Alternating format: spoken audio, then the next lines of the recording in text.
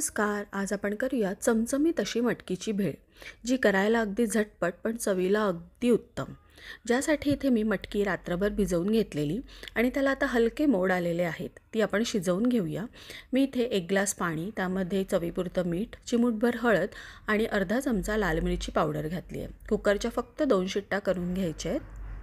मटकी जास्त शिजवली ना की त्याचा अगदी लगदा होऊन जातो, तशी आपल्याला नको आहे. ही बघा, मी जेव्हा दाणा प्रेस करते ना तेव्हा तो शिजलेला आहे, पण दाणे दिसत आहेत तसेच आपल्याला हवे आहेत. आता मी इथे 1 मोठा कांदा, 1 मोठा टोमॅटो, 1 हिरवी मिरची, अर्ध लिंबू, 1 उकडलेला बटाटा आणि कोथिंबीर असं सगळं चिरून घेतलं आहे. थोडेसे कुरमुरेही घेतलेत. एका बाउलमध्ये आता आपल्याला ही जी मटकी आहे ना उकडलेली ती काढून घ्यायची आहे आणि हे जे सगळे चिरलेले भेळचे इन्ग्रेडियंट्स ते सगळे मिक्स करायचे आहेत. तुम्ही यामध्ये बारीक काकडी चिरून घालू शकता, त्यामध्ये गाजर घालू शकता. तुम्हाला जे हवं ते तुम्ही ॲड करू शकता. पण मी यामध्ये अगदी बेसिक जे भेलमध्ये घालतो ना तेच घातलेलं आहे. तुम्हाला जर कच्ची कैरी मिळाली ती घातली तर अगदी चव अगदी भन्नाट येईल. आता मी इथे कुरमुरे घातलेत आणि आपल्याला भेलमध्ये काय लागतं तर फरसाण. तर फरसाणही यामध्ये ॲड केलं आहे. आता हे सगळं व्यवस्थित मिक्स करून घेऊया आणि जो अर्धा लिंबाचा रस आहे ना तोही यामध्ये ॲड करूया.